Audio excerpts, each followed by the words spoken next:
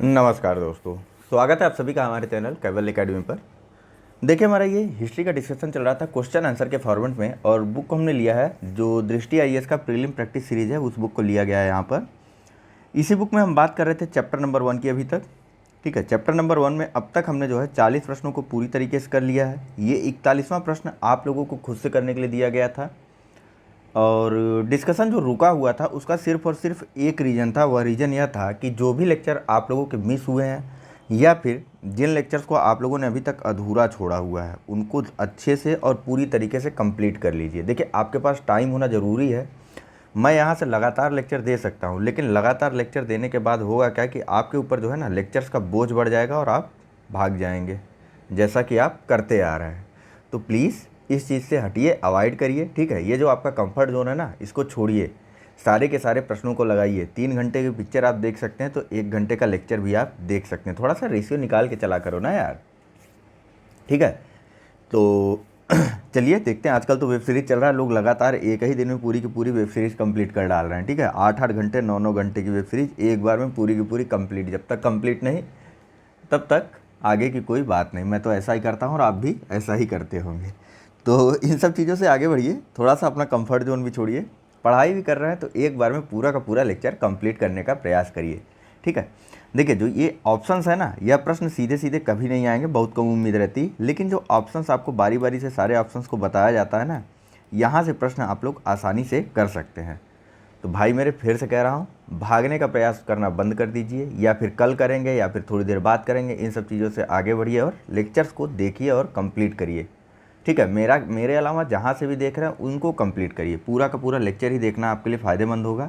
Otherwise कहीं से भी आप आधा यहाँ से देख लीजिए, आधा कहीं और से देख लीजिए, कोई मतलब नहीं। आधा आधा वो एक नहीं होगा। ठीक है, आधा प्लस आधा आप जोड़ के एक कर देंगे, एक नहीं होने वाला।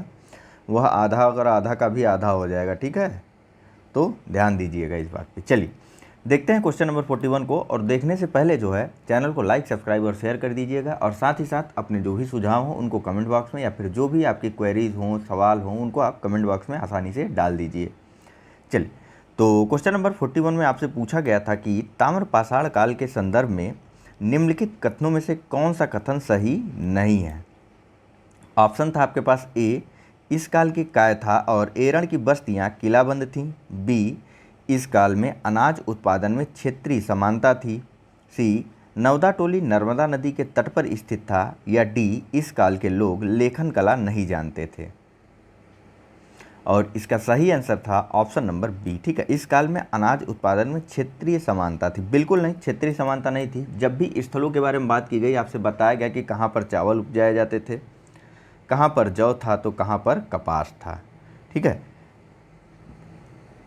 अनाजों में क्षेत्रीय समानता वर्तमान संदर्भ में भी बिल्कुल बिल्कुल जायज़ नहीं है यह ऑप्शन। ठीक है, वर्तमान संदर्भ में भी यह ऑप्शन जो है बिल्कुल गलत है। ठीक है, तो आप यहाँ से भी अंदाज़ा लगा सकते थे अगर आपने कभी भी इस विकल्प को नहीं पढ़ा था। ज़रूरी था थोड़ा सा सीरियस होने की।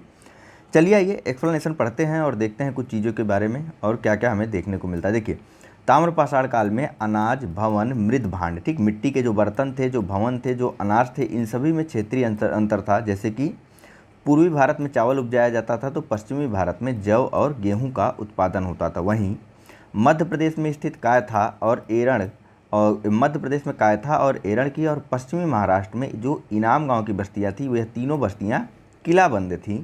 ठीक, तो नवदा टोली जो कि मध्य प्रदेश का एक ताम्रपाषाणी का स्थल है, यह जो है नर्मदा नदी के तट पर ही है, और फेमस इस वजह से है क्योंकि यहाँ पर अनाज के अब तक सबसे ज़्यादा भंडार पाए गए हैं।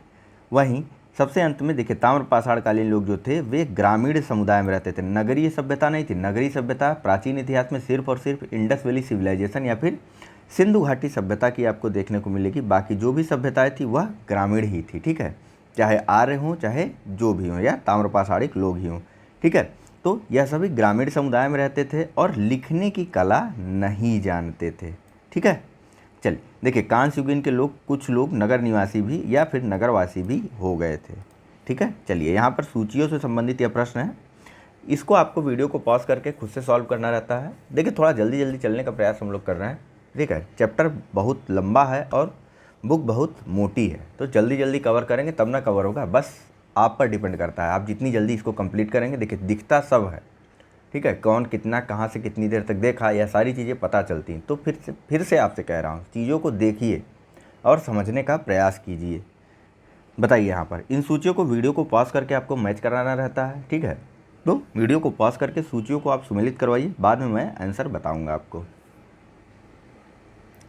चलिए, अब तक आपने वीडियो को पॉज करके अपना आंसर टिक कर लिया होगा। तो सही आंसर है इसका ऑप्शन नंबर सी, ठीक है, पेन नहीं लिया मैंने।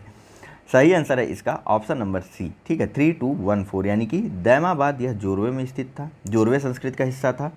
एरण जो है यह मालवा संस्कृति का हिस्सा था। कालीबंगा या हड़प्पा सभ्यता का एक स्थल था। तो वहीं गिलुंद जो है, यह गिलुंद संस्कृति यह ताम्रपाषाण कालिक थी, ठीक है।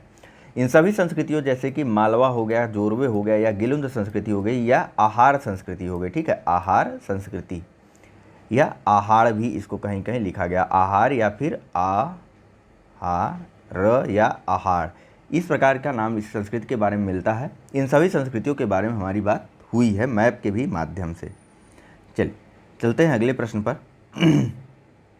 तो यहाँ पूछा जा रहा है कि महापाषाणिक संस्कृति के संदर्भ में निम्नलिखित कथनों पर विचार कीजिए। पहला, महापाषाण कब्रों में वस्तुओं के साथ त्रिशूल भी पाए गए। दूसरा, इन कब्रों में खेती के औजार मृतक के साथ नहीं दफनाए जाते थे। और तीसरा, प्रायद्वीपीय भारत में काले व लाल मृदभांड का प्रचलन अधिक था। आपको बताना है कि उपरोक्त में से कौन से कथन सही हैं। ऑप्शन आपके पास ए केवल 1 और 2, बी केवल 1, सी 1 और 3, या फिर डी 1, 2 और 3। जल्दी कीजिएगा। चलिए, सही आंसर है इसका ऑप्शन नंबर सी, ठीक है। देखिए, महापाषाण कालिक कब्रों में जो वस्तुएं थी, पहले से जान लीजिए महापाषाणिक क्या है। तो यह आपको बताया गया है कि कुछ कब्र होते थे, जो लोग नए जुड़ रहे हैं उनको जानना जरूरी है। देखिए, जो कब्र होते थे उन पर पत्थरों के बड़े बड़े टुकड़े रख दिए जाते थे, ठीक है। इन पत्थरों को रखने का एक सिस्टम होता था, या एक सिस्टमेटिक तरीके से कुछ खड़े, कहीं पर खड़े खड़े स्तंभों के रूप में, तो कहीं इस प्रकार गोलाकार रूप में इन पत्थरों को रखा जाता था। और इस प्रकार से इन पत्थरों के विभिन्न नाम भी देखे गए, ठीक है। इन सभी नामों के बारे में ना वहाँ जो क्विक बुक सीरीज डिस्कस कर रहे हैं हम लोग हिस्ट्री का, वहाँ पर चर्चा करेंगे तो और अच्छा रहेगा, ठीक है। तो इन सभी के विभिन्न नाम भी होते थे इनकी आकृति के आधार पर, लेकिन कॉमन रूप से या फिर सामान्य रूप से इन सभी को बोला जाता था महापाषाण, यानी कि ऐसे कब्र जिनके ऊपर पत्थरों को रख दिया जाता था स्तंभ के रूप में। उन कब्रों के कारण ही उन स्थलों या फिर उन कब्रों को जो है महापाषाण बोला गया। इन महापाषाणिक कब्रों में मनुष्य के शव यानी कि मृतक के शरीर के साथ साथ जो है अन्य वस्तुएं भी, उस व्यक्ति से संबंधित अन्य वस्तुएं भी रखी जाती थी। यह वस्तुएं किसी भी प्रकार की हो सकती थी जो उस समय तत्कालीन समय में प्रचलित हों, ठीक है। तो जैसे कि अभी वर्तमान चीज़ें मान लीजिए, तो किसी का मोबाइल ही रख दिया उसके कब्र में, भाई उसकी प्री चीज़ थी, रख दिया। तो इसी प्रकार की चीज़ें उस समय थी। तो हो सकता है त्रिशूल भी थे उस समय, ठीक है। तो कुछ कब्रों में त्रिशूल रखा जाता था। इन त्रिशूलों को बाद में शिव भगवान से जोड़ दिया गया, ठीक है। इसके अलावा खेती के भी कुछ औजार, भाई किसी को फावड़ा पसंद होगा तो उससे उसका भी तो औजार रख देंगे ना। तो खेती के औजार भी रखे जाते थे, लेकिन खेती के औजार बहुत ही कम मात्रा में मिले, ठीक है। क्यों मिले? क्योंकि उस समय ऐसा माना जाता है, देखिए खेती के औजारों को कम मिलने के कारण ऐसा माना गया कि उस समय खेती के औजार जो है वह सुविकसित नहीं थे, या फिर इनकी काफ़ी कमी थी, या वे लोग खेती से अच्छी तरीके से, या फिर क्या कहते हैं, उन्नत प्रकार की खेती से, या फिर जो विशिष्ट खेती होती है उससे परिचित नहीं थे। इसी वजह से जो खेती के औजार थे उनकी संख्या कम मिली कब्रों में, ठीक है।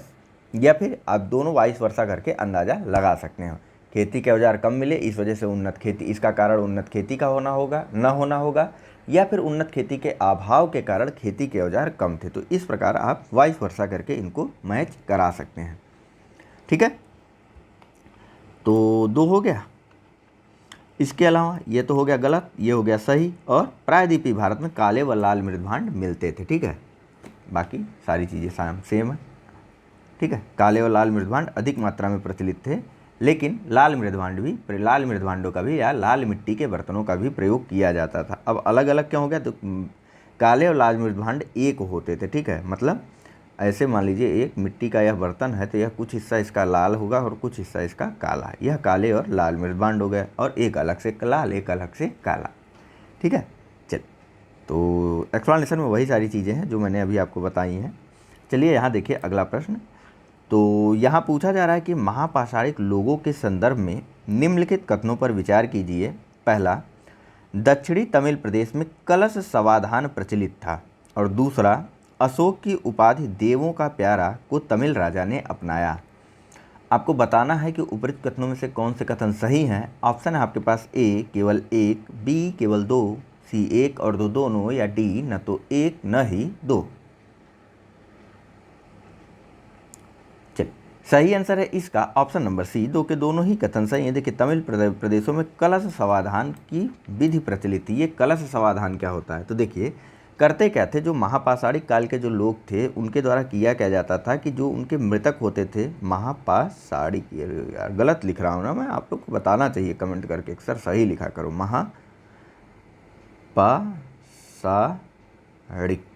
ठीक है। तो जो महापाषाणिक लोग थे ना, यह करते क्या थे कि मृतकों या फिर जो इनके परिजन होते थे, इनको जब दाह संस्कार या फिर कुछ अन्य विधियों से जो इनके संस्कारों के बाद जो इनके अस्थि पंजर होते थे या अस्थि अवशेष, अगर विशुद्ध रूप से बोला जाए तो जो अस्थि अवशेष होते थे, इनको एक कलश में रख करके घर के अंदर ही या घर की फर्श के नीचे या गड्ढों में ले जा करके दफना देते थे। इसी को कहा गया कलश समाधान विधि। जो आजकल लोग करते क्या हैं कि अस्थि अवशेषों को गंगा नदी में विसर्जित करते हैं, उसको ये लोग गंगा नदी में विसर्जित नहीं करते थे। भाई लोग के पास वहाँ गंगा नदी थी नहीं, तो ये लोग करते क्या थे कि उनको जो है गड्ढों में डाल करके, कलश में भर करके, उन कलशों को गड्ढों में डाल करके दफना देते थे, और यही होता था कलश समाधान विधि। और वास्तव में ये कलश समाधान विधि में जो गड्ढे खोदे जाते थे वे उनके घर के आंगन ही होते थे। घर के आंगन के नीचे वे गड्ढा खोदते थे और इसी में जो समाधान की विधि होती थी उसको पूर्ण करते थे। एक राजा भी हुए थे तमिल प्रदेश में उस समय, जिन्होंने अशोक के उपनाम देवा नाम प्रिय या फिर देवताओं का प्यारा या देवों का प्यारा नाम को अपनाया था। ठीक है, देवा नाम प्रियदर्शी नामक एक तमिल राजा भी हुआ था। इस तमिल राजा के बारे में या इसका नाम आप कमेंट बॉक्स में बताइए। देखिए, कमेंट बॉक्स में आप बताएंगे, गलत होगा तब ना मैं सही आंसर बताऊंगा। ऐसे मुझे लगेगा आपको आता होगा, आपने कमेंट करना जरूरी नहीं समझा, तो बात आई और गई। हाँ, बेइज्जती का डर हो तो फिर क्या ही कहना यार, यहाँ आपको कौन जान रहा है ऑनलाइन। ठीक है, मस्त एकदम तबाही मचा दीजिए, जो बोलना है लिख डालिए। नेक्स्ट, पाषाण काल से लेकर के, हाँ लेकिन लिखने का मतलब जो बोलना है लिख डालिए का मतलब जो है उसकी कुछ नियम और कायदे और कानून या तौर तरीके हैं। आप अपना स्टेटस याद रखिएगा, ऐसा नहीं आप मतलब धारा बहे जा रहे हैं, ऐसा मत करिएगा। चलिए, पाषाण काल से लेकर के वैदिक काल तक हुए सामाजिक परिवर्तनों के संदर्भ में निम्नलिखित में से कौन सा कथन असत्य है। ए, पूरा पाषाण युग में समाज खाद्य संग्राहक था। बी, ताम्र पाषाण काल में लोग जमीन के ऊंचाई वाले भाग पर रहते थे और समाज खाद्य उत्पादक हो गया था। सी, हड़प्पा काल का समाज नगरीय और अश्वारोही था। और डी, उत्तर वैदिक काल में वर्ण विभाजन स्पष्ट हो गया था। आपको बताना है असत्य कथन कौन सा है।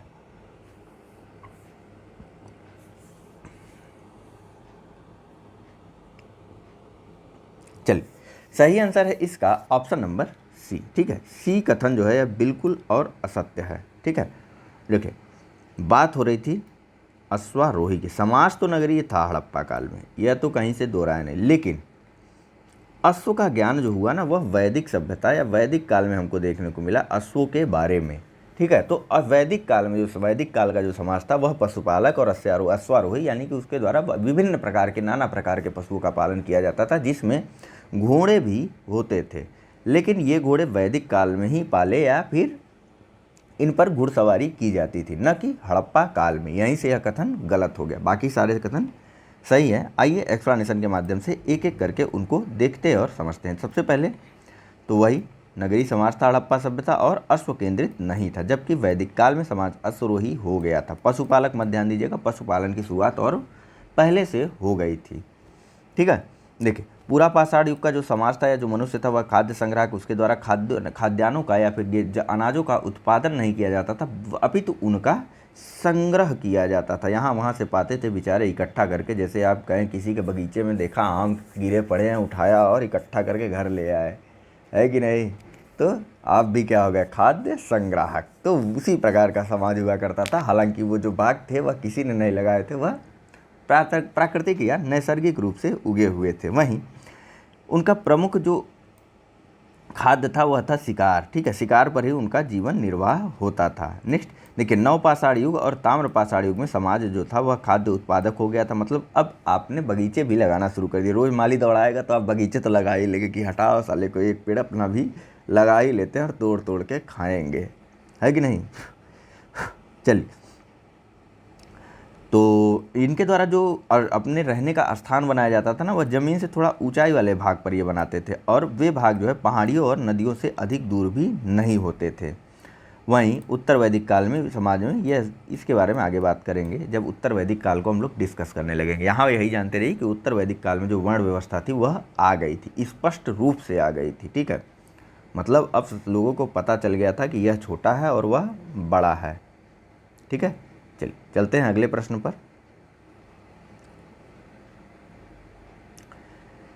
यहाँ पूछा जा रहा है कि विद्वानों द्वारा रचित पुस्तकों के संदर्भ में निम्नलिखित युग्मों पर विचार कीजिए। तो आप वीडियो को पॉज करिए, आंसर टिक करिए, युग्म पर विचार करना आपका काम है। चलिए, वीडियो आपने पॉज किया नहीं होगा, मैं अभी फटाक से आंसर बता दूंगा, आपको लगेगा अरे वाह हमें तो आता था। चलिए कोई बात नहीं, आपको आता था तो अच्छी बात है। ठीक है, तो सही आंसर है इसका ऑप्शन नंबर सी। ठीक है, केवल 2 और 3 कथन सही सुमेलित है, बाकी और कोई सुमेलित नहीं है। देखिए, आर्यभट्ट द्वारा जो पुस्तक लिखी गई थी वह थी आर्यभट्टी। ये नीचे देख लीजिए और अच्छे से पता रहेगा आपको। आर्यभट्ट ने जो पुस्तक लिखी थी उसका नाम था आर्यभट्टी। वारामिहिर द्वारा लिखित पुस्तक बृहत संहिता और कालिदास की अभिज्ञान शाकुंतलम है। पंच सिद्धांतिका को किन्होंने लिखा, यह आप कमेंट बॉक्स में कर करके बताइए। नेक्स्ट, यह भी सुमेलित करवाने वाला प्रश्न है और यहाँ भी पूछा जा रहा है कि कौन सा सही सुमेलित है। तो सुमेलित करवा कर बताइए कौन सा सही सुमेलित है। वीडियो को पॉज बिना किए हुए सोचते रहिए।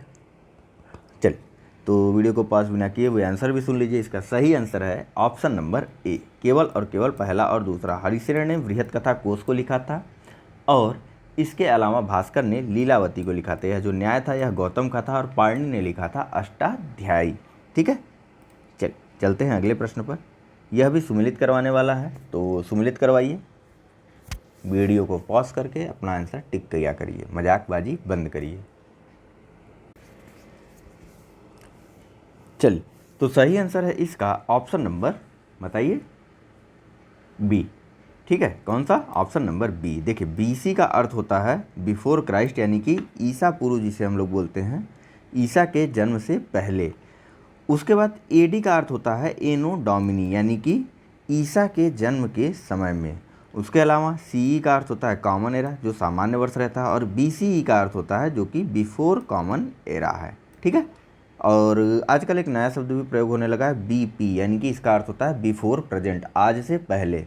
ठीक, तो चलिए चलते हैं अगला प्रश्न देखते हैं, या फिर देखते हैं यहाँ पर हमसे क्या पूछा जा रहा है।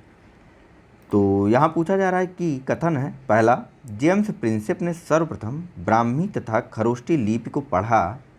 दूसरा, ब्राह्मी तथा खरोष्टी का प्रयोग प्राचीन सिक्के तथा अभिलेखों में किया गया। और कथन 3, प्राचीन अभिलेख प्राकृत भाषा में लिखे जाते थे। और सबसे अंत में कथन 4, तमिल एवं पाली भाषा में अभिलेखों की रचना नहीं की गई। आपको बताना है कि उपरोक्त में से कौन सा कथन सही है। ऑप्शन है ए केवल 1 और 2, बी केवल 2 और 3, सी केवल 1, 2 और 3, या डी 1, 2, 3, 4। चलिए, देखिए इसका सही आंसर है ऑप्शन नंबर सी। ठीक है, देखिए ऐसा नहीं है, प्राकृतिक भाषा वे भाषाएँ होती हैं जिनका सामान्य लोग प्रयोग करते हैं, या फिर सामान्य बोलचाल की भाषा में जिन भाषाओं का प्रयोग किया जाता है उन्हें प्राकृत भाषा बोलते हैं। ठीक है, तो कुछ क्षेत्रों में तमिल भी बोला जाता होगा, कुछ क्षेत्रों में पाली भी बोला जाता होगा। तो जब वे अभिलेख प्राकृतिक भाषा में लिखे गए तो जाहिर सी बात है चौथा विकल्प जो है वह गलत हो जाता है। ठीक है, बाकी सर्वप्रथम जेम्स प्रिंसेप ने सन 1837 में अशोक का गिरनार स्थित अभिलेख पढ़ा था, जो कि ब्राह्मी लिपि में लिखा हुआ था। इस कारण ऐसा माना जाता है कि जेम्स प्रिंसेप ने ही सबसे पहले 1830 के दशक में, देखिए 1830 के दशक में जेम्स प्रिंसेप ने ब्राह्मी तथा खरोष्टी लिपियों का अर्थ निकाला था। और इन लिपियों का उपयोग यानी कि ब्राह्मी तथा खरोष्ठी लिपियों का उपयोग ही आरंभिक अभिलेखों तथा सिक्कों में किया गया था। इसके अलावा प्राचीनतम अभिलेख प्राकृतिक भाषाओं में लिखे जाते थे, जो कि एक जन सामान्य की भाषा होती है। यह वाला तो आपको पहले ही बता दिया गया है। चलिए चलते हैं अगले प्रश्न पर। यहाँ पूछा जा रहा है, सुमेलित करवाने वाला प्रश्न है। सूचियाँ दी हुई हैं, घटनाएं हैं एक तरफ, दूसरी तरफ तिथियां हैं, तो इनको आपको ही करना है, तो जल्दी करिए। चलिए सही आंसर है इसका ऑप्शन नंबर बी। ठीक है, 4, 3, 2, 1। अभी अभी ऊपर आपको बताया गया कि प्रिंसेप ने अशोक के अभिलेखों को सन 1837 में पढ़ा था। बंगाल एशियाटिक सोसाइटी की स्थापना हुई थी सन 1784 में, ऑप्शन नंबर 3। गुप्त शासन का आरंभ माना जाता है 712 ईस्वी, 712 नहीं 320 ईस्वी में माना जाता है, ऑप्शन नंबर 2। और अरबों का सिंध पर विजय माना जाता है 712 ईस्वी को। ठीक है, तो 4, 3, 2, 1 सारी चीज़ें हो गई। जेम्स प्रिंसेप द्वारा अशोक का अभिलेख पढ़ा गया 1837 ईस्वी में। बंगाल एशियाटिक सोसाइटी की स्थापना हुई 1784 में। किसके द्वारा की गई थी? कमेंट बॉक्स खुला है आपके लिए। गुप्त शासन का आरंभ 320 ईस्वी में हुआ था और अरबों की सिंध पर विजय या फिर अरबों ने सिंध को जीता था 712 ईस्वी में। ठीक है, चलिए चलते हैं अगले प्रश्न पर। यहाँ पूछा जा रहा है कि रेशम बुनकरों की श्रेणी का उल्लेख निम्नलिखित में से किस अभिलेख में मिलता है? ए मंदसौर अभिलेख, बी भीतरी अभिलेख, सी जूनागढ़ अभिलेख या डी प्रयाग प्रशस्ति। चल सही आंसर है इसका ऑप्शन नंबर ए। मंदसौर अभिलेख में जो है रेशम बुनकरों की एक श्रेणी का उल्लेख किया गया था, जो कि गुजरात क्षेत्र से आए थे। ठीक है, मंदसौर में कुछ बुनकर, रेशम के बुनकर जो है वह गुजरात के लाट प्रदेश से आए थे और उस समय मंदसौर को जो है बोला जाता था दसपुर। क्या बोला जाता था? दसपुर। गुजरात के लाट से ये चले आए दसपुर। ठीक है, इसी कारण मंदसौर अभिलेख जो कि मध्य प्रदेश में स्थित है, यहाँ के ये इसमें जो है रेशम बुनकरों की श्रेणी का उल्लेख भी किया गया है। ठीक, नेक्स्ट, निम्नलिखित में से कौन सा ग्रंथ ब्राह्मण वणिक की स्थिति का वर्णन करता है? ए महाभारत, बी रामायण, सी शिल्पाधिकारम या डी मृच्छकटिकम। वणिक यानी क्या होता है? व्यापारी। व्यापार करना किसका काम था? कौन से वर्ण का? कमेंट बॉक्स खुला हुआ है आपके लिए। चल, तो ब्राह्मण को पहली बार वणिक या व्यापारी बताया गया था मृच्छकटिकम में, जो कि शूद्रक की एक रचना थी।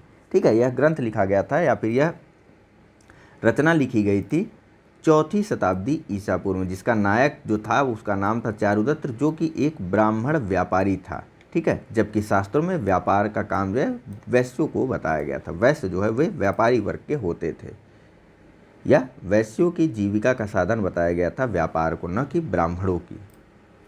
नेक्स्ट, निम्नलिखित कथनों में से कौन सा कथन सही नहीं है? ए मनुस्मृति में चांडालों के कर्तव्यों की सूची मिलती है।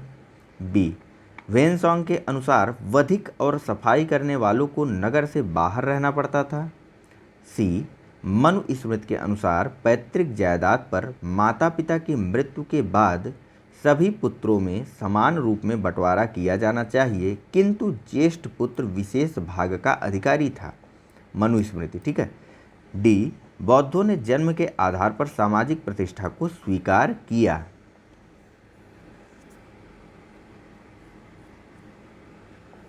चलिए, सही आंसर है इसका ऑप्शन नंबर डी। देखिए, बौद्धों ने जन्म के आधार पर सामाजिक प्रतिष्ठा को नहीं स्वीकार किया था। ऐसा नहीं कि इन्होंने सामाजिक प्रतिष्ठा या फिर ऐसा अस्वीकार कर दिया कि समाज जो है वह समान है, विषमता है ही नहीं।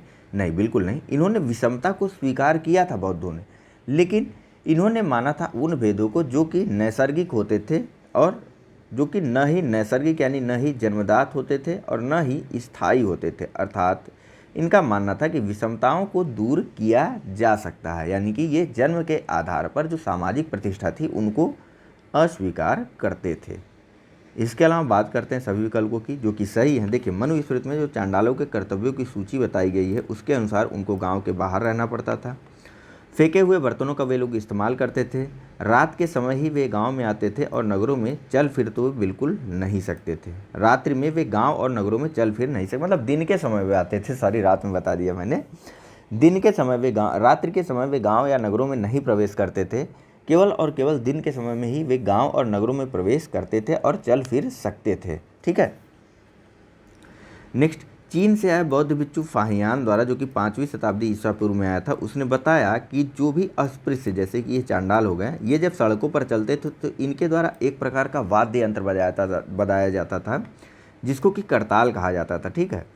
और इसका अर्थ यह होता था कि लोगों को, उनके आगे जो लोग रहे हैं, जैसे कि यहाँ से चांडाल लोग चल रहे हैं, ठीक है, अस्पृश्य लोग या छूत लोग यहाँ से चल रहे हैं, यहाँ कुछ लोग हैं तो यहाँ कुछ ये बजाते हैं, करताल को बजाते हैं। इन लोगों को पता चलता है कि ये लोग आ रहे हैं तो ये लोग रास्ता छोड़ देते हैं, उन मार्गों को ये लोग छोड़ देते हैं। ठीक है। तो ऐसा नहीं, सम्मानपूर्वक, हेय दृष्टि के कारण कि इनके आने से या फिर इनको देख लेने से या इनको छू, कहीं ऐसा न हो कि इनसे ये छू जाए तो यह भी अछूत हो जाएंगे, इस कारण छोड़ते थे। सम्मान में नहीं कि राजा आ रहा है रास्ता खाली कर दो। ठीक है।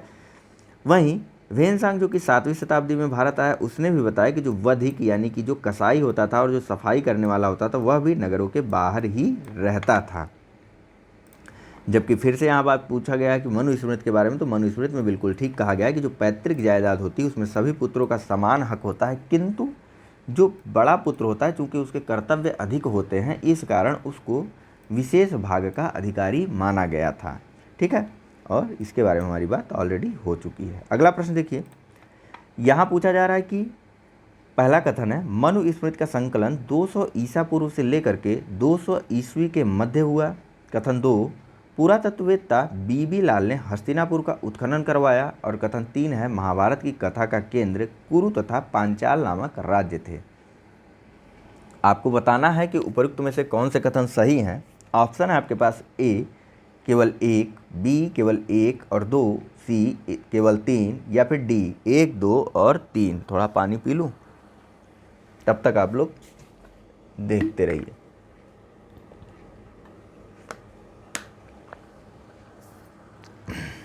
पानी की बोतल एक बगल में रखे रहा करिए, आप लोग प्यास लगे पी लिया। ऐसा नहीं कि अब वीडियो बंद किया तब उठे तब पानी पीने गए तो फिर ये वक्त थोड़ा सा टहल लेते हैं फिर आगे देखते हैं, उसी में टहल गए। ठीक है। चलिए, सही आंसर है इसका ऑप्शन नंबर डी, बहाने कम से कम खोजा करिए। ठीक है। देखिए, मनुस्मृति का संकलन का वर्ष याद रखिएगा, इंपॉर्टेंट है। पहली बार आपको देखने को मिला होगा यह 200 ईसा पूर्व से लेकर के 200 ईस्वी के मध्य जो है वह मनुस्मृति के संकलन का वर्ष माना जाता है। ठीक है। बाकी अन्य सभी कथन सही है। बीबी लाल ने जो है 1950-51 के आसपास जो है मेरठ जिले में स्थित हस्तिनापुर नामक गांव में उत्खनन करवाया था। और महाभारत की कथा का केंद्र कुरु और पांचाल राज्य थे, यानी कि पांडवों का प्रदेश पांचाल और कौरवों का प्रदेश कुरु। नेक्स्ट, निम्नलिखित में से कौन सा वैदेशिक आख्यान भारत इटली व्यापार का वर्णन करता है। ऑप्शन है A Indica, B Naturalis Historia, C Periplus of the Erythraean Sea या फिर डी जियोग्राफी। चलिए, सही आंसर है इसका option number pen, option number B. Pliny लिखित नेचुरल हिस्टोरिका में बताया गया था कि जो भारत और इटली का व्यापार है वह काफ़ी भारी मात्रा में होता है, भारत और इटली के बीच व्यापार, जिसमें इटली को जो है भारत के पास जो है वो व्यापार अधिशेष है। इसको आप ना अधिशेष, इस प्रकार के शब्दों का इसलिए प्रयोग कर रहा हूँ कि आपको जब लिखना होगा तो आप इस प्रकार के शब्द लिखिएगा। ठीक है। और या फिर यूँ कहें तो भारत जो है व्यापार पक्ष में सरप्लस की स्थिति में था इटली के व्यापार के संदर्भ में। ठीक है। इसी प्रकार की बातें अन्य ग्रंथों या फिर अन्य चीज़ों में, अन्य रचनाओं में कही गई कि भारत का जो व्यापार था वह सभी से सरप्लस में था, लेकिन आज की स्थिति देखिए। ठीक है। लैटिन भाषा में लिखा गया था प्लिनी द्वारा नेचुरल हिस्टोरिका को। इंडिका जो है, इंडिका में मेगास्थनीज द्वारा जो है चंद्रगुप्त मौर्य के बारे में लिखा गया था। पेरिप्लस ऑफ द एरिथ्रियन सी, जो कि एक नाविक के द्वारा लिखी गई पुस्तक थी और इसका नाम अज्ञात है। ठीक है। अज्ञात नाविक, ऐसा नहीं अज्ञात नाम है, इसका नाम पता ही नहीं है। ठीक है। चलिए, ज्योग्राफी किसने लिखी थी, क्वेश्चन है आपके लिए। ठीक है।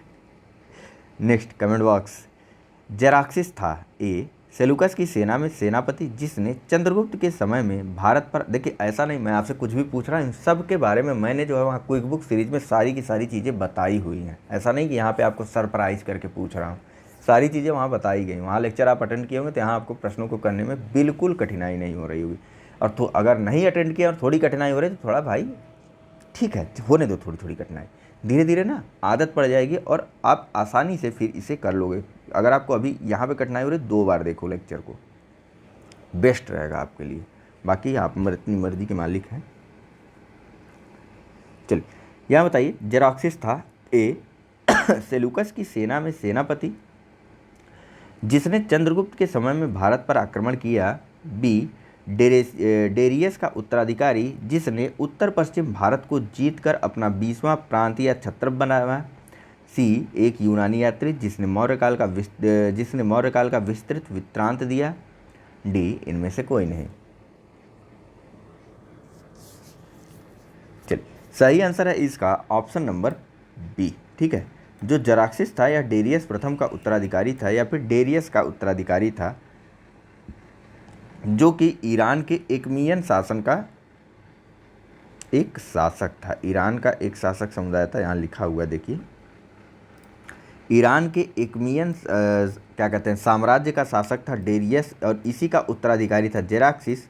इसने भारत के उत्तरी पश्चिमी भाग पर अधिकार करके इसको अपना 20वां प्रांत बनाया या फिर 20वां छत्रप बनाया। छत्रप को ईरानियन भाषा में उस समय कहा जाता था सतरप, याद रखिएगा इसको। ठीक है, सतरप बनाया था। चलिए देखिए, यह आरंभिक प्राचीन भारत में डेरियस का आक्रमण था, इसीलिए इसको याद रखिएगा। ठीक है, नेक्स्ट यहाँ पूछा जा रहा है कि पाषाणकालीन जीवन के संदर्भ में निम्नलिखित में से कौन सा कथन सही है। ए भारतीय उपमहाद्वीप में नवपाषाण काल की प्राचीन बस्तियां पाकिस्तान के सिंध प्रांत में मिली हैं, बी चित्रकारी का विकास मध्य पाषाण काल में हुआ जिसका प्रमाण भीमबेटका स्थित चित्रित गुफाएं हैं, सी उत्तर पश्चिम में कश्मीरी नवपाषाण संस्कृति में पत्थर तथा हड्डी की तरह तरह के सूक्ष्म पाषाण का अभाव दिखता है, और डी बुर्जहोम के लोग रूखड़े तथा धूसर मृदभांडों का प्रयोग नहीं करते थे। आपको बताना है कि सही आंसर कौन सा, असत्य कथन इनमें कौन सा कथन इसमें से सही है। चलिए सही आंसर है इसका ऑप्शन नंबर सी। ठीक है, यानी कि उत्तर पश्चिम में कश्मीरी नवपाषाण संस्कृति में पत्थर तथा हड्डी के जो तरह तरह के सूक्ष्म पाषाण थे उनका अभाव देखा गया। किसमें? कश्मीरी नवपाषाण संस्कृति में। ध्यान दीजिएगा, कश्मीरी नवपाषाण संस्कृति की बात हो रही, न कि पाषाण संस्कृति की बात हो रही है या फिर मध्य पाषाण संस्कृति अथवा अन्य संस्कृति होगी। यहाँ एक पर्टिकुलर क्षेत्र की नवपाषाण संस्कृति की बात हो रही है। ठीक है, चलिए बारी बारी से और बाकी अन्य तीनों विकल्पों पर विचार करते हैं। एक्सप्लेनेशन से ही देख लेते हैं। देखिए, पहला विकल्प जो था ना कि सिंध प्रांत में, तो बिल्कुल नहीं, सिंध प्रांत में नहीं, पाकिस्तान के बलूचिस्तान प्रांत में अवस्थित मेहरगढ़ जो थी वह सबसे पुरानी बस्ती थी, जिसकी अवधि जो है वह 7000 ईसा पूर्व की है। ठीक है, यह प्राचीनतम नवपाषाणिक बस्ती हुआ करती थी मेहरगढ़। इसके अलावा देखिए, जो चित्रकारी थी उसका विकास तो पूरा पाषाण काल में ही हो गया था, है ना, भीमबेटका। ठीक है, पूरा पाषाण काल में ही चित्रकारी का विकास हो गया था, और पूरा पाषाण काल, मध्य पाषाण काल के जो लोग लोग जो थे वे चित्र भी बनाते थे। चित्र किसका बनाते थे? जो सामान्य पशु पक्षी थे उनका? तो नहीं, बिल्कुल उनका नहीं। जिनका वे शिकार करते थे उन पशु पक्षियों का उनके द्वारा चित्र बनाया जाता था। ठीक है, और इससे संबंधित कई जगहों पर हमको कई स्थानों पर ऐसी चित्रकारी या कलाकृतियाँ भी देखने को मिली हैं। लेकिन जो भीमबेटका का गुफा चित्रकला है या फिर जो भीमबेटका स्थित जो गुफा है उसमें जो चित्र मिले हैं उनकी अलग विशेषता है, क्योंकि वहाँ पूरा पाषाण से लेकर के मध्य पाषाण काल तक के बने हुए चित्रों के साथ साथ हाल के समय तक के चित्रों के बारे में, या चित्रों के बारे में कह रहा हूँ, हाल के समय के चित्रों के बारे में हमें पता चलता है, अथवा हाल के समय तक के चित्रों को वहाँ पर बनाया गया। हाल के समय ऐसा नहीं कल जाके बना के चले आए। ठीक है, और सबसे अंत में जो अंतिम विकल्प था कि जो बुर्जहोम के लोग थे वे रूखड़ तथा धूसर मृदभांडों का ही प्रयोग करते थे, इसलिए यह वाला भी गलत हो गया, क्योंकि यहाँ पर है नहीं करते थे। ठीक, चलिए अगला प्रश्न देखते हैं। तो यहाँ पूछा जा रहा है कि प्राचीन भारत में शिलालेख की भाषाओं और लिपियों के संदर्भ में निम्नलिखित कथनों में से कौन सा सही है। पहला, प्राकृतिक भाषा का प्रयोग सामान्य लोगों द्वारा किया जाता था।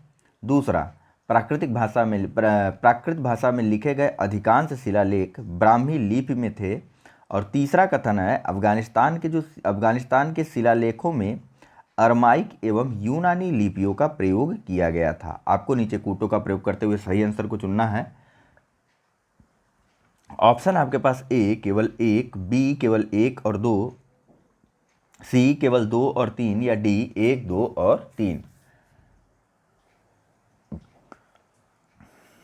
चल, सही आंसर है इसका ऑप्शन नंबर सी। सी कह रहा हूँ, ऑप्शन नंबर डी। तीन के तीनों ही कथन सही हैं। पेन ले लूँ। तीन के तीनों ही कथन सही हैं। जो प्राकृतिक भाषा थी वह उसका प्रयोग सामान्य लोगों द्वारा किया जाता था। जाहिर सी बात है, जिस भाषा का प्रयोग जन सामान्य द्वारा किया जाता है उसे ही प्राकृतिक अथवा सामान्य भाषा कहा जाता है। ठीक है, ये चीज़ आपको पहले भी बताई गई। इसके अलावा जो प्राचीनतम अभिशिलालेख थे उनमें से अधिकांशतः जो शिलालेख थे वे ब्राह्मी लिपि में लिखे गए थे और उनकी भाषा जो थी वह थी प्राकृत। इसके अलावा अफगानिस्तान से जो शिलालेख प्राप्त हुए हैं अशोक के, उनमें अरमाइक तथा यूनानी लिपियों का प्रयोग भी किया गया था। एक्सप्लेनेशन के माध्यम से अगर देखना हो तो देखिए, अशोककालीन जो सभी शिलालेख थे वे प्राकृतिक भाषा थे, जबकि उत्तर पश्चिम भारत में पाए गए जो शिलालेख थे वे अरमाइक और ग्रीक, यानी कि ग्रीक की जगह यूनानी भी आपको कहीं कहीं लिखा हुआ मिल जाएगा। ठीक है, तो उत्तर पश्चिम भारत के उत्तर पश्चिमी क्षेत्र में जो शिलालेख पाए गए थे अशोक के, उनकी भाषा जो थी या फिर उनकी भाषा जो थी वह अरमाइक अथवा ग्रीक थी। ठीक है, और इसके अलावा देखिए, अधिकांश जो प्राकृत शिलालेख थे वे ब्राह्मी लिपि में लिखे गए थे, और जबकि उत्तर पश्चिम के कुछ शिलालेख खरोष्टी भाषा में, अरमाइक, ग्रीक और खरोष्टी, तीन भाषाएं हो गए, खरोष्टी भाषा में लिखे गए थे। ठीक, खरोष्टी लिपि में लिखे गए थे, भाषा इनकी प्राकृत ही थी। और अफगानिस्तान से जो शिलालेख प्राप्त हुए वे अरमाइक और ग्रीक लिपियां उनमें उपयोग की गई थी। इसके अलावा सबसे प्रारंभिक शिलालेख प्राकृत में थे, जो साधारण लोगों द्वारा इस्तेमाल की जाने वाली भाषाओं में सबसे प्रमुख भाषा थी। अजातशत्रु और अशोक जैसे शासकों द्वारा जो है प्राकृत भाषा में ग्रंथों और शिलालेखों का निर्माण किया गया था। एक अन्य शासक का नाम है अशोक के अलावा, किसका नाम है वह? अजातशत्रु का। चलते हैं अगले प्रश्न को, देखते हैं यहाँ क्या पूछा जा रहा है। तो यहाँ पूछा जा रहा है कि दीघ निकाय और महावस्तु नामक साहित्यिक रचनाएं निम्नलिखित में से किसके बारे में बताती हैं? ए, विभिन्न प्रकार के व्यवसायों के बारे में, बी, विभिन्न मूर्ति कलाओं के बारे में, सी, विभिन्न प्रकार के मृद भांडों के बारे में, या डी, उपर्युक्त में से कोई नहीं। चलिए, सही आंसर है इसका ऑप्शन नंबर ए। ठीक है, जो दीघ निकाय और महावस्तु, पहले तो इनके बारे में जान लीजिए। यह दोनों रचनाएं जो है वह बौद्ध धर्म से संबंधित हैं। ठीक है, दीघ निकाय यानी कि इसका अर्थ होता है बड़े उपदेशों का संग्रह, और यह सूत्र पिटक के 5 निकायों में से एक है। ठीक है, सूत्र पिटक के कुल 5 निकाय हैं, उनमें से एक है दीर्घ निकाय या दीघ निकाय इसको बोला जाता है। कहीं कहीं पर आपको यह दीर्घ निकाय के रूप में लिखा हुआ भी मिल सकता है। ठीक है, तो सूत्र पिटक के प्रथम 5 निकायों या संग्रहों पर आधारित है यह दीघ निकाय, और यह बौद्ध धर्म संबंधित एक पुस्तक है। इसमें हमें 2 दर्जन से अधिक व्यवसायों का उल्लेख मिलता है। वहीं महावस्तु का जो है शाब्दिक अर्थ होता है बड़ी घटना या फिर बड़ी कहानी। यह जो है प्रारंभिक बौद्ध धर्म की लोकोत्तरवादी विद्यालय शैली का एक लेख है। लोकोत्तर यानी कि जो कथानक या कहानियों के रूप में जो चीज़ें कही जाती हैं उनको हम लोक कथा या लोकोत्तरवादी कहते हैं, अथवा जन सामान्य के बीच प्रचलित कहानियों का एक संग्रह, जिसमें जो मिलता है वह हमको महावस्तु में देखने को मिलता है। और यह कहानियाँ, यह संग्रह बौद्ध धर्म से ही संबंधित रही हैं। ठीक है, और इसमें जो है 36 व्यवसायों का उल्लेख किया गया है। ठीक है, नेक्स्ट अगर एक अन्य उपन्यास की बात करें तो उसका नाम है मिलिंद पन्हो, और इसमें भी बौद्ध सिद्धांतों का ही उल्लेख किया गया है। जिसमें मिलिंद पन्हो में जो एक राजा थे मिलिंद, जिनको कहा गया था बौद्ध धर्म में, लेकिन वास्तविक नाम था उनका मिनांडर, जो कि एक इंडो यूनानी साम्राज्य का, या फिर यह कहें कि एक इंडो यूनानी शासक था, अथवा एक यूनानी शासक था मिनांडर। ठीक है, तो इस मिलिंद पन्हो में मिनांडर और एक बौद्ध संत थे जिनका नाम था नागसेन, इनके बीच जो है संवाद का वर्णन किया गया है। ठीक है, और इस मिलिंद पन्हो में 75 प्रकार के व्यवसायों का उल्लेख किया गया है, और इन 75 प्रकार के व्यवसायों में से भी 60 जो थे वे किसी न किसी प्रकार के शिल्प से संबंधित थे। ठीक है, चलते हैं अगले प्रश्न पर। इतना डिटेल में जानने की जरूरत नहीं, बस व्यवसायों का उल्लेख किया गया था, यह जानते रहिए। ठीक है, नेक्स्ट यहाँ पूछा जा रहा है कि पाषाणकालीन संस्कृति से संबंधित निम्नलिखित तथ्यों पर विचार कीजिए। अभी इन सभी के बारे में जब हम बौद्ध धर्मों को डिस्कस करेंगे ना, तब देखेंगे और अच्छे से आपको पता चलेगा। यहाँ था कि पाषाणकालीन संस्कृति से संबंधित निम्नलिखित तथ्यों पर विचार कीजिए। पहला, मृदभांड निर्माण। दूसरा, ये गलत लिखा हुआ है यहाँ पर, ठीक है, यहाँ पर इसे पाषाण की जगह आप कर लीजिएगा नव पाषाण, ठीक है, नव पाषाण, मिसप्रिंट हो गया है थोड़ा सा इनसे, पाषाण की जगह आपको नव पाषाण लिखना है, ठीक है। नव पाषाणकालीन संस्कृति से संबंधित निम्नलिखित तथ्यों पर विचार कीजिए। पहला, मृदभांड निर्माण। दूसरा, पत्थर के औजारों का घर्षण और उन पर पालिश करना। तीसरा, अग्नि का उपयोग एवं इसके माध्यम से भोजन पकाने की तकनीकी का आरंभ। आपको बताना है कि उपयुक्त में से कौन सी विशेषताएं नवपाषाण संस्कृति से संबंधित हैं। ऑप्शन है आपके पास ए केवल एक, बी केवल एक और दो, सी केवल दो और तीन, या डी एक, दो और तीन। चलिए, सही आंसर है इसका ऑप्शन नंबर डी। तीन के तीनों ही विशेषताएं जो है वह नवपाषाणकालीन संस्कृति से संबंधित हैं। इसके बारे में आपको डिटेल से ऑलरेडी बताया जा चुका है, ठीक है। चलिए अगले ऑप्शन पे चलते हैं। थोड़ा सा अगर देखना हो तो देख लीजिए, यहाँ पर एक बुक का नाम दिया हुआ है। देखिए, सर जॉन लुआक ने 1865 में प्रकाशित पुस्तक थी एक जॉन लुआक की, जिसका नाम था प्री हिस्टोरिक टाइम्स, ठीक है। और यह किस संदर्भ में थी? तो नवपाषाणकालीन संस्कृति के संदर्भ में थी यह पुस्तक, ठीक है, जो कि सर जॉन लुआक की थी, 1865 में प्रकाशित की गई थी। पुस्तक का नाम था प्री हिस्टोरिक टाइम्स, ठीक है। देखिए, नवपाषाण युग की शुरुआत जो है वह 9000 ईसा पूर्व से मानी जाती है, लेकिन भारतीय उपमहाद्वीप में जो नवपाषाणिक बस्तियाँ थी वह 7000 ईसा पूर्व से प्राप्त हुई, ठीक है। पहली जो बस्ती प्राप्त हुई थी वह पाकिस्तान के बलूचिस्तान प्रांत में स्थित मेहरगढ़ का क्षेत्र था, अथवा मेहरगढ़ की बस्ती थी। और नवपाषाणकालीन विशेषताओं की अगर बात करें तो इस काल में कृषि कार्यों का आरंभ कर दिया गया था, यानी मनुष्य जो है वह उत्पादक भी बन गया था। मिट्टी के बर्तनों का निर्माण, पत्थर के औजारों को घिसना और उनकी पॉलिश करना, यह भी कार्य होने लगा। अग्नि का उपयोग किया जाने लगा, इनके माध्यम से भोजन पकाने की तकनीक का भी विकास हो गया। और कुछ अन्य विशेषताओं में कश्मीर के बुर्जों में गर्तावास के साक्ष्य मिले, बिहार के चिरांद में हड्डियों के उपकरण प्राप्त हुए, और साथ ही साथ पकी हुई मिट्टी की मूर्तियां भी इस काल में हमको देखने को मिलती हैं, ठीक है। चलिए अगला प्रश्न देखिए। देखिए, जहां कंफ्यूजन हो कमेंट बॉक्स में आप आसानी से अपनी बातों को कह सकते हैं, ठीक है। चलिए यहाँ बताइए, निम्नलिखित कथनों पर विचार करना है। पहला, महापाषाणिक लोग उन्नत कृषक थे। दूसरा, महापाषाणिक काल की कब्रों में अस्थियों के साथ मृदभांड और लोहे की वस्तुएं भी पाई गई। आपको बताना है कि उपयुक्त में से कौन सा कथन सही नहीं है। ऑप्शन है आपके पास ए केवल एक, बी केवल दो, सी एक और दो दोनों, या डी न तो एक न ही दो।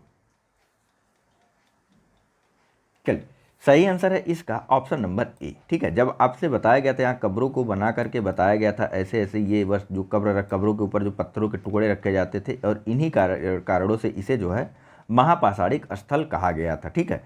तो चीज़ें क्लियर हो गई। उसी समय आपको बताया गया था कि यह जो है ये लोग जो है वहाँ उन्नत कृषक, या फिर उस समय जो है वह कृषि व्यवस्था जो है वह काफ़ी उन्नत नहीं थी, क्योंकि जो कब्रों से वस्तुएं प्राप्त हुई उनमें कृषि संबंधी वस्तुएं जो है वह काफ़ी कम मात्रा में प्राप्त हुई थी, ठीक है। इसी वजह से ऐसा माना जाता है कि उस काल के लोग उन्नत कृषक नहीं हुआ करते थे। और कब्रों में किस प्रकार की वस्तुएं रखते थे यह भी आपको बताया गया है। चलिए यहाँ देखिए, यहाँ पूछा जा रहा है कि ताम्रपाषाणिक काल के संदर्भ में निम्नलिखित कथनों पर विचार कीजिए। पहला, इस काल में तांबे और किसी किसी अवसर पर निम्न कोटि के कांस्य का उपयोग देखने को मिला। दूसरा, कृषि की जाती थी। तीसरा, भारत में इस काल की सबसे पुरानी बस्तियां मालवा और मध्य भारत में पाई गई। आपको बताना है कि उपरोक्त में से कौन सा कथन सही है। ऑप्शन है आपके पास ए केवल एक, बी केवल एक और दो, सी केवल एक और तीन, या डी एक, दो और तीन।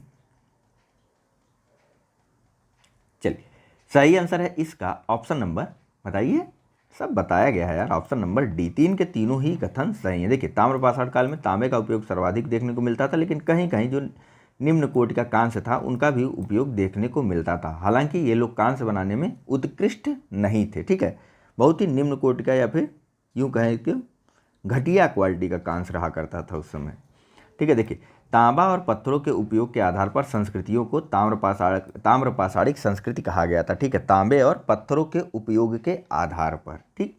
इस काल की जो सबसे पुरानी बस्तियां थी भारत में, तो वे थी दक्षिण पूर्वी राजस्थान में, मध्य प्रदेश के पश्चिमी भाग में, पश्चिमी महाराष्ट्र और पूर्वी भारत। अगर कालानुक्रमिक आधार पर बताया जाए तो मालवा और मध्य भारत की कुछ बस्तियां सबसे पुरानी थी। मध्य भारत की कुछ बस्तियों में कायथा और एरड़ की जो बस्तियां थी वह काफ़ी पुरानी थी। ठीक है। और जो पूर्वी भारत, महाराष्ट्र, पश्चिमी महाराष्ट्र और पूर्वी भारत की जो बस्तियां थी, जैसे कि हो गया इनाम गांव, दैमाबाद, ये सब जो बस्तियां हो गई थी, यह काफ़ी बाद में इनका विकास हुआ था। ठीक है। पूरा मैप के माध्यम से आपको सभी बस्तियों को बताया गया है। ठीक है। मालवा और कायथा की बस्तियां पुरानी थी, जबकि अन्य सभी बस्तियां जो पश्चिमी महाराष्ट्र और पूर्वी भारत में मिली यह काफ़ी नई थी, यानी कि उनके बाद थी। देखिए, ताम्र पाषाण कालिक जो लोग थे वे धातुकर्मी थे। ठीक है। धातु तांबे की जानकारी के कारण ही उनको उस काल को ताम्र पाषाण कहा गया था। ठीक है। तो वे धातुकर्मी थे और पत्थरों के भी अच्छे कारीगर थे। ये लोग कताई बुनाई की कला जानते थे, पशुओं को पालतू बनाते थे, अनाज की खेती करते थे, जिसमें गेहूँ, चावल, बाजरा, मसूर, बेर, ध्यान रखिएगा अनाजों के नाम, गेहूँ, चावल, बाजरा, मसूर, बेर, अलसी, काला चना और हरा चना। इनके साथ साथ दक्कन के क्षेत्रों में कपास का भी उत्पादन किया जाता था। ठीक है। वैसे इनके बारे में बात हुई है हमारी। चलिए यहाँ बताइए, यहाँ पूछा जा रहा है कि पूरा पाषाण काल के संदर्भ में निम्नलिखित कथनों पर विचार कीजिए। पहला, इसका विकास हिमयुग के दौरान हुआ। दूसरा, भारत में अधिकांश पुरातात्विक स्थल सिंधु गंगा के मैदानों में पाए गए हैं। विकल्प दूसरे पेज पे है, तो मैं आपको यहाँ पर बता देता हूँ। ऑप्शन नंबर ए है केवल 1, बी है केवल 2, सी है 1 और 2 दोनों, और डी है न तो 1 न तो 2, 1 एंड 2। ठीक, चलिए बताइए। देखिए, सही आंसर है इसका ऑप्शन नंबर ए, यानी कि केवल और केवल पहला कथन सही है। इस बारे में भी हमारी बात ऑलरेडी, देखिए अब चैप्टर के अंत में पहुंच रहे हैं ना, तो सारी बातें हमारी पहले से हो चुकी रहती हैं, इसीलिए शुरू से कहता हूं जुड़े रहिए। ठीक है। देखिए, पूरा पाषाण काल था, उसका क्रमिक विकास हुआ था, लगभग माना जाता है 3.5 मिलियन से लेकर के 10,000 ईसा पूर्व तक, और इसका विकास, और इसी दौरान जो है हिमयुग भी हुआ करता था। ठीक। देखिए, इस काल के जो अधिकांश अवशेष थे वे चूना पत्थरों से बने हुए मिले। मदुरै, तंजौर, कुडूर, नयमती, तालिया और बेल्लारी जिले में हमको पूरा पाषाणिक औजार प्राप्त हुए हैं। ठीक है। कहाँ कहाँ? दक्षिण की बात हो रही है। मदुरै, तंजौर, कुडूर, नयमती, तालिया और बेल्लारी, इन सब क्षेत्रों से भी हमको पूरा पाषाणिक औजार मिले हैं। लेकिन जो सिंधु गंगा और यमुना का जो जलोढ़ी मैदान या जलोढ़ क्षेत्र का जो मैदान था, यहाँ से किसी भी प्रकार का पुरातात्विक स्थल नहीं पाया गया है अब तक पूरा पाषाण काल का। ठीक, ध्यान रखिएगा, सिंधु गंगा और यमुना के जलोढ़ मैदानी क्षेत्रों से किसी भी प्रकार का पूरा पाषाणिक औजार या फिर स्थल नहीं मिला है अभी तक। नेक्स्ट, पुरालेख निम्नलिखित में से किसका अध्ययन है? ए, शिलालेख का, बी, प्राचीन एवं मध्यकालीन हस्तलेखन का, सी, मानचित्र निर्माण का, डी, साहित्यिक ग्रंथों सहित भाषा के इतिहास का। चलिए, सही आंसर बहुत आसान है, पुरालेख जो है उसके अंतर्गत शिलालेखों का अध्ययन किया जाता है। ठीक है। चलिए अगला प्रश्न देख लेते हैं। यहाँ पूछा जा रहा है कि इरिथ्रियन एक यूनानी नाम था जिसका प्रयोग किया जाता था। ए, मिट्टी के घड़े के लिए, बी, लाल सागर के लिए, सी, योद्धा के लिए, या सी, आसपास के नौकायन के लिए। नौसायन बोल रहा हूँ। चलिए, सही आंसर है इसका ऑप्शन नंबर बी। ठीक है। इरिथ्रियन का प्रयोग किया जाता था, इरिथ्रियन सी बोला जाता था लाल सागर को। किसको? लाल सागर को क्या बोला जाता था? इरिथ्रियन सी। ठीक है। पेरिप्लस ऑफ द इरिथ्रियन सी नामक एक किताब भी लिखी गई थी। ठीक है, जिसका अर्थ होता है चारों ओर नौकायन। चलिए यहाँ बताइए, यहाँ पूछा जा रहा है कि ताम्र पाषाणिक संस्कृति के संदर्भ में निम्नलिखित में से कौन सा कथन सही है? पहला, ताम्र पाषाणिक संस्कृतियों की अर्थव्यवस्था खाद्य उत्पादक थी। दूसरा, ताम्र पाषाणिक संस्कृति के लोग नगरवासी थे तथा वे लेखन कला से परिचित थे। तीसरा, इस समय तांबे की पर्याप्त उपलब्धता थी तथा लोग तांबे में टीन को मिश्रित करके कांसा बनाने की तकनीक से भिज्ञ थे, जिससे कृषि विस्तार संभव हुआ।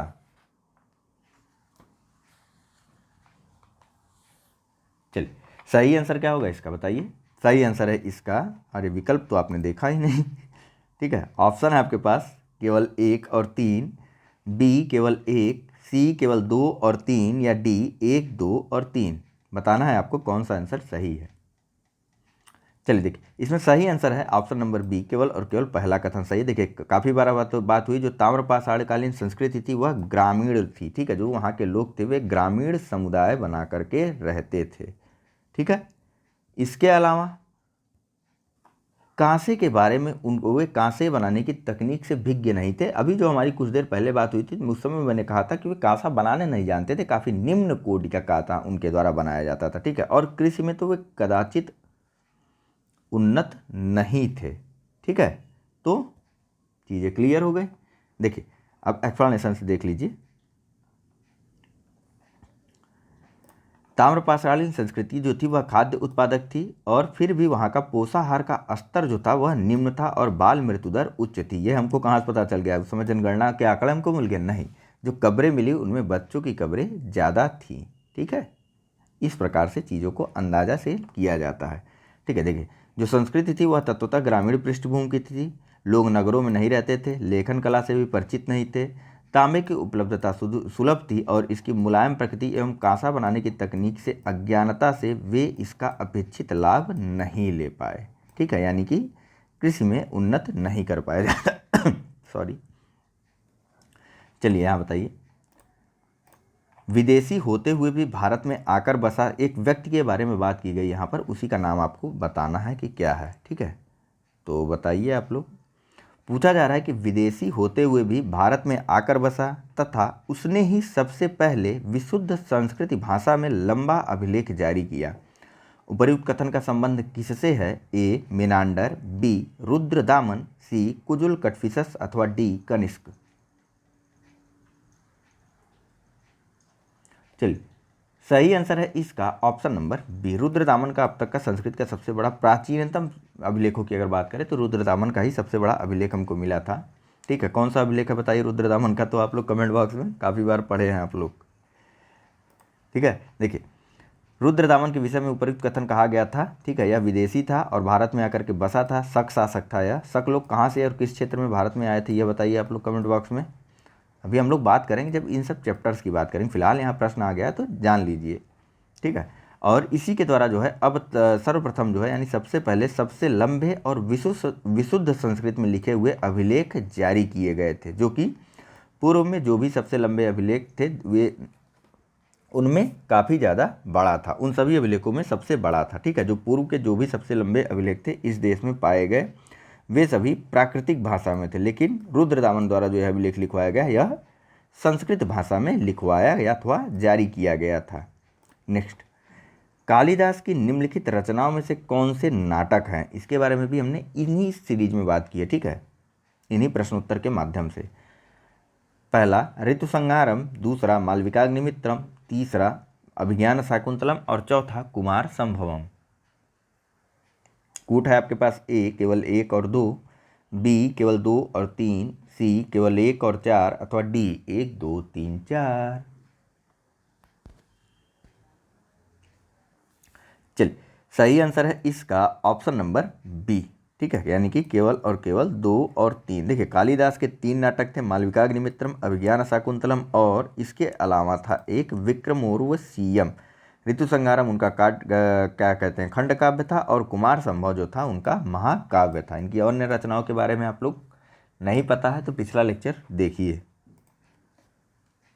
देखिए सारी चीज़ें एक ही जगह नहीं बताई जा सकती, यह संभव नहीं हो पाता है। नेक्स्ट, निम्नलिखित यात्रियों के भारत आने का सही क्रम कौन सा है? ए फाहियान, कासमास। ये इस प्रकार के प्रश्नों को आप स्वयं करते हैं, वीडियो को पॉज करके कीजिए इसे। चलिए अब तक जो है आपने वीडियो पॉज करके अपना सही आंसर टिक कर लिया होगा, ठीक है।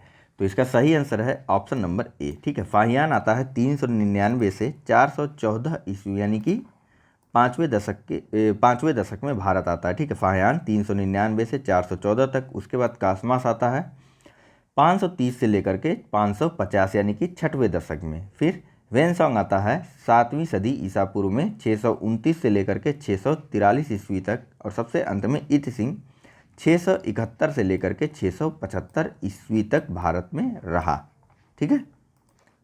चलिए क्रम याद कर लीजिएगा, ठीक है। नेक्स्ट बताइए, बस इसके बाद अंतिम प्रश्न है। रचनाएं हैं, सुमेलित करवाना है, जाहिर सी बात है आपको ही करना है वीडियो को पॉज करके। चलिए सही आंसर है इसका ऑप्शन नंबर बी, ठीक है। कौन सा?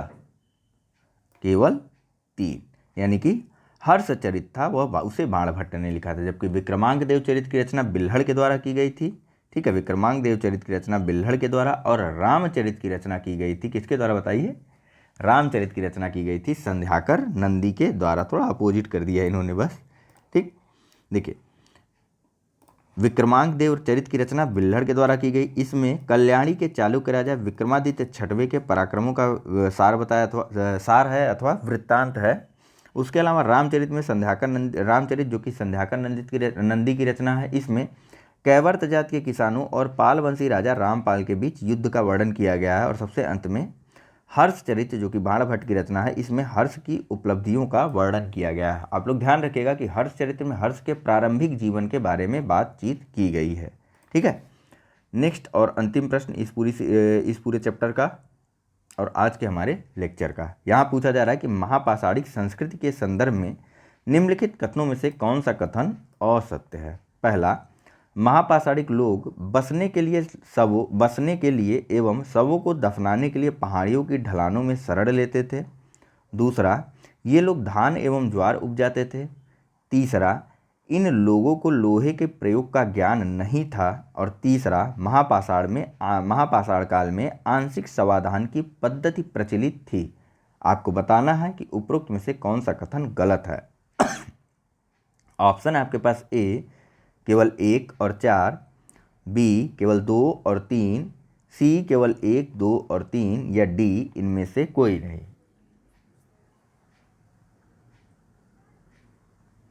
चलिए सही आंसर आप सबको पता है, इसका सही आंसर है ऑप्शन नंबर बी। दूसरा और तीसरा कथन गलत है। ये लोग धान और ज्वार नहीं उपजाते थे, ठीक है।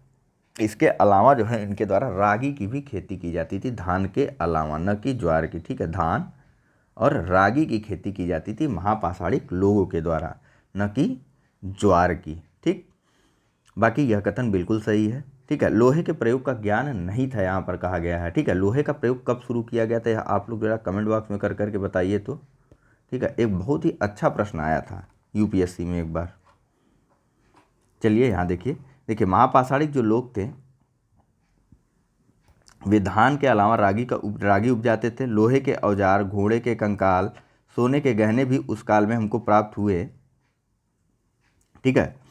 और सबसे अंत में महापाषाणिक काल में आंशिक समाधान की पद्धति भी प्रचलित थी, जिसके तहत शवों को जंगली जानवरों को खाने के लिए छोड़ दिया जाता था और बाद में शेष बचे अवशेषों का जो है या तो जला दिया जाता था उनको, या दफना दिया जाता था कलश में रख करके, अथवा अन्य विधियों के माध्यम से उनका संस्कार कर दिया जाता था, ठीक है। लोहे के संदर्भ में आपसे पूछा गया है कि लोहे का ज्ञान मनुष्य को कब हुआ था, इसके बारे में आपको कमेंट करके बताना है, ठीक है। तो फिलहाल इस लेक्चर में इतना ही है। Thank you very much for discussion. अपने अगले लेक्चर में हम बात करेंगे सिंधु घाटी सभ्यता के बारे में अपनी इस सीरीज के, ठीक है, इस सीरीज के। चलिए thank you very much for discussion. Channel को लाइक, सब्सक्राइब और शेयर करना मत भूलिएगा। धन्यवाद।